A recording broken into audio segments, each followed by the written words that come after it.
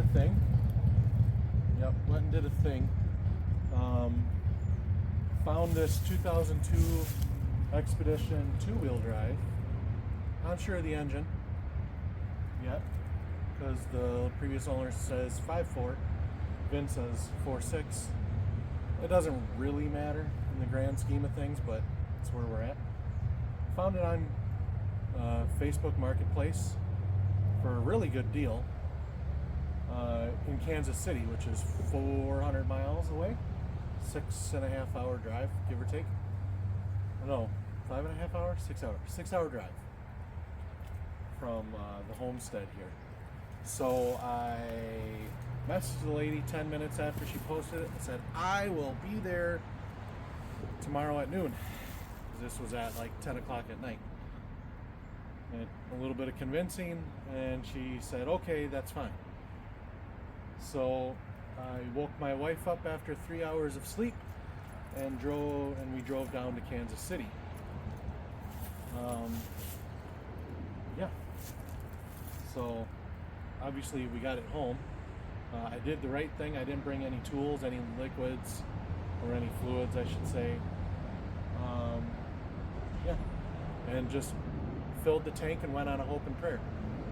So let's take a minute and, I don't know, we'll walk around and drink it in a little bit. See why we went all the way to Kansas to get it.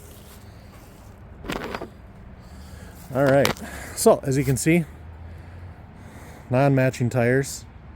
And when we get on the other side, you'll see two different tires that are not matching either of these two tires. So I have 4 different tires. So anyways, on the way home, we played the game of how much oil is it going to take to get home. Well, the dipstick tube is still, or the dipstick doesn't have anything on it. And we put in 2 quarts when we first filled up down in Kansas City. And then 2 more in Iowa when we were halfway home. But yeah, here she is. Got these very eclectic seat covers because, like any Ford of the era, the leather seats are trashed. It's a nice tan interior, leather armrest there. Got some weird, like, I don't know, weird gunk going on. Got a eBay special radio that took me an hour to figure out how to get it to be English, and then longer to figure out how to get my phone to hook up to it. But that's cool.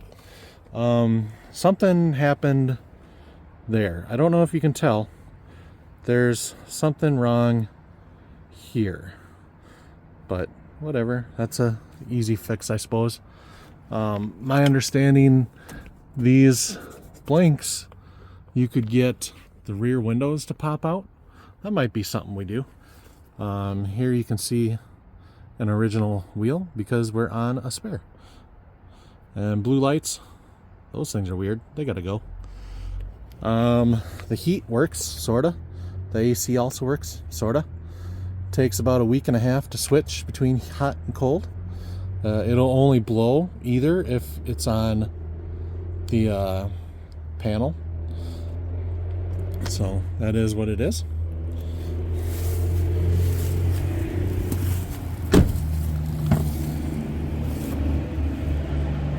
So here's the interior. Yep. There's my O'Reilly stop. I picked up 2 quarts of oil, 2 quarts of Merc 5 for the transmission just in case, and a gallon of antifreeze. Didn't need anything except for the oil, so that's cool.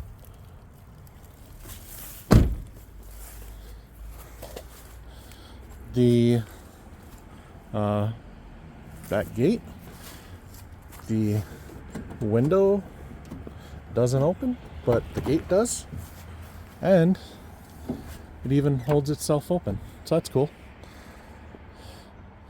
3rd row also has this fancy seat cover on it because it's trashed underneath, or they were trying to match. I'm not sure yet. I haven't gone that far.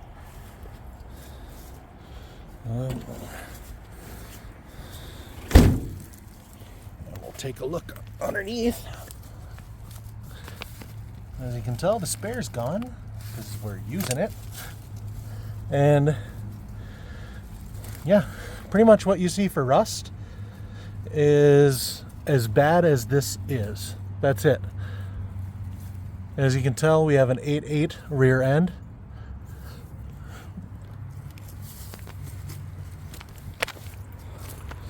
Oof to me. Here's the drinker's side. Oh wait, nope, captain's side. Drinker's side's the other side. Here's our spare tire. It's an original spare tire. You can tell it was in there a long time by the way that it is.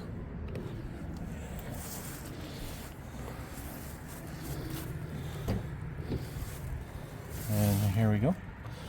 There's another shot of the wheel. Interior. Problem area. Oh, better push that up in there. Probably gonna have to replace all the leather stripping on all the doors. And then the driver's side. The odometer sort of kind of works, but it still counts when you can't see it, so that's nice. Got some switches to fix. She has 200,000 miles, so there's that. But the nice thing is, oh yeah, hey, this is a nice feature. Blows cold air directly on you when it's 40 degrees outside and you're trying to get home. So we're gonna have to fix that. And the nice thing was, this thing doesn't have a trailer hitch on it, and it has a ball, but the bumper hasn't been bent, which tells me whatever they did haul with this wasn't very heavy, which is a good sign for the transmission. And here's the mystery engine. I still have to dig into that. Definitely needs some maintenance. It needs a coolant flush for sure. I'm not entirely sure what's in there, but it's not pretty. Oh yeah, you like their hose clamps there? The struts don't work on the hood, so I'm using my head as a prop rod. But if you look, right there, a little baling wire for a hose clamp. That's neat. She idles high, so that's something to fix. But yeah, otherwise, I mean, it's just really a stock engine bay. And she's more or less in really good shape. There is no rust on the doors, there's no rust in the rockers, there's no rust in the floors. Started out as a Texas truck. And then got to Kansas City for a year, and then me. And I'll show you how I know it's a Texas truck. Look at the roof. The roof is pretty much roached. So we're gonna have to take everything off up there and redo everything. Here's the biggest dent in the entire truck. It's got scratches. It could really just use a respray, so. But there she is. This is the new project. We're gonna call her Black Betty. Those have been around for a long time remember the original Black Betty project, which was a 98 Blazer 2-wheel drive that we were LS swapping and all that jazz, and then well, it just didn't happen. we got rid of it. So anyways, this is going to be the new family hauler summer toy. It's never going to see snow because our 98 Contour is going, or 99 Contour is going away. So gives you an idea of time here. Anyways, there she is. Let me know what you think we should do with it. Should we go up and put big tires on it? Should we go down and put big wheels on it? Either way, it's going to get a trailer hitch so it can tow a car trailer, and it's going to get some work done to it. A lot of maintenance. Needs a lot of maintenance. The wheel bearings need to get redone. I need 5 matching tires regardless of the wheels I go with. Yeah, so make sure you hit that subscribe button, the bell and whatnot, so you can follow along with our 2002 Ford Expedition build that we're hoping we will have completely done by next June for a local Ford show. So stay tuned. Alright guys, it's been about 6 months since that last cutscene when we got the truck home, and we've got piles of parts to put on. And there's still more coming. Obviously, that's going to need to get painted. That's going to have to get painted. Not a big deal. Say hey. Hi.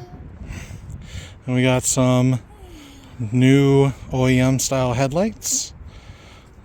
Got some street scene mirrors. Got some random stuff. A couple nice 4-inch tips. Some lowering springs. Some DJM shocks.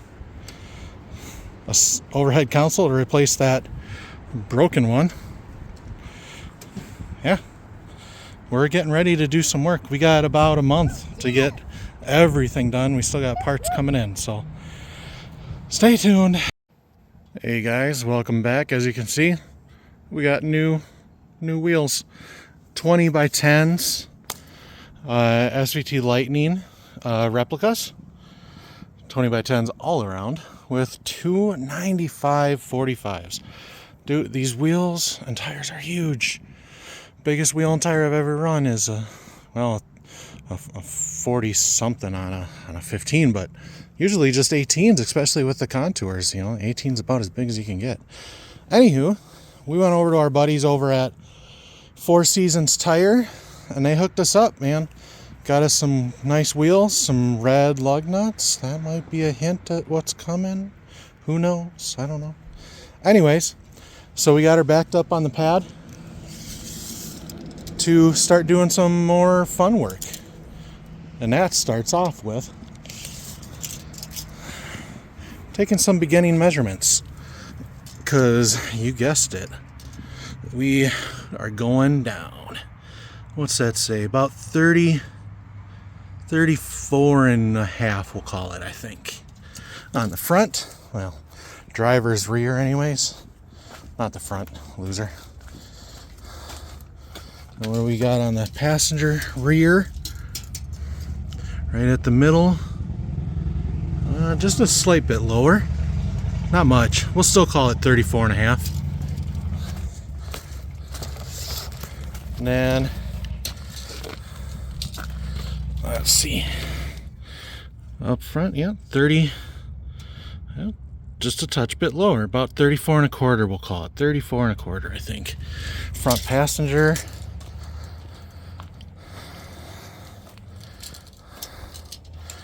And then, where are we at? Front drivers. Try to get a good measurement here. Listen. And front passenger's about 34 and a half, so not bad. That's our starting place, so we'll call it 34 and a half all the way around, I guess. Whether or not that's accurate, who knows? It doesn't really matter either, because all we know is we are gonna make this girl look good. So my hope is I can do the rear without removing the wheels. I hope. We'll find out. But yeah, we just gotta take the coil springs out. My understanding is they're just kind of set in there.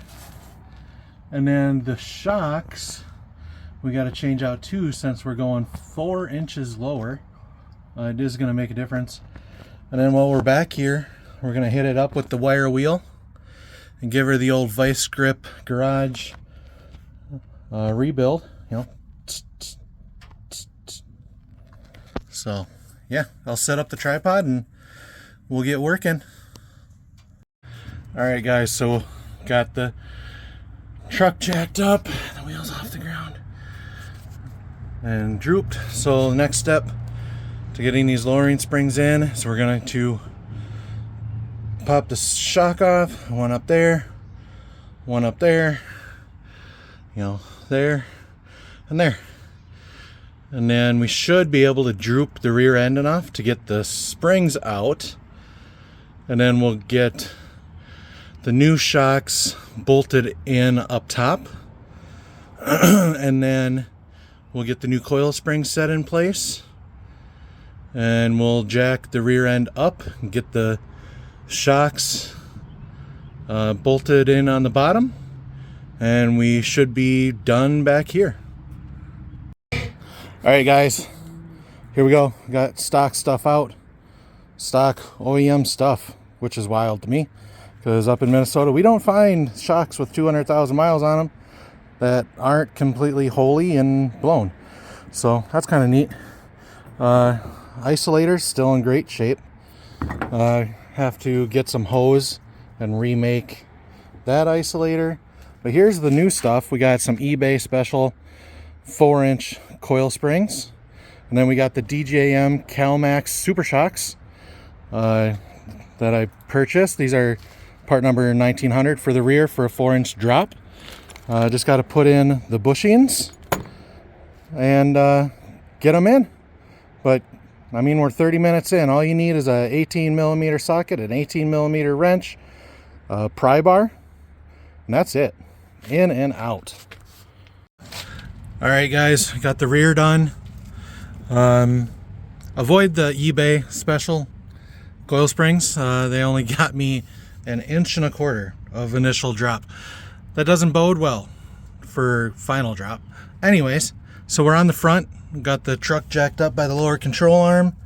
Got our safety jack stand in there for when it comes time to lower the lower control arm. And basically we're going to pop this ABS wire off, set it to the side.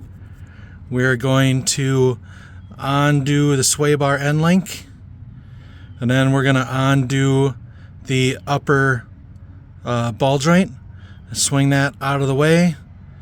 We should be able to, oh yeah, and then we got to undo the shock top and bottom, and then we can drop the lower control arm down, which should give us space to pull that coil spring out so we can put our eBay special 3-inch lowering spring in.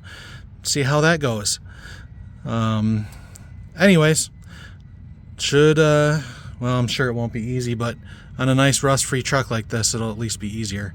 But we are noticing we need upper and lower control arm bushings quite badly. Ball joints are good, sway bar end links are good. Sway bar bushings are good, so just uppers and lowers. So might have to look into some aftermarket options for that. Alright guys, so we have a loose coil spring now. One other thing you had to undo is there's this bolt 10 millimeter there.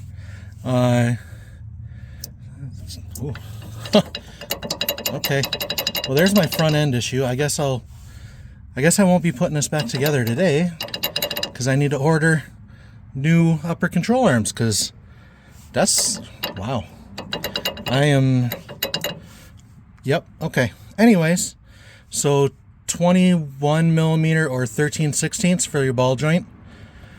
Same deal for your shock. That might change depending on if it's aftermarket or not.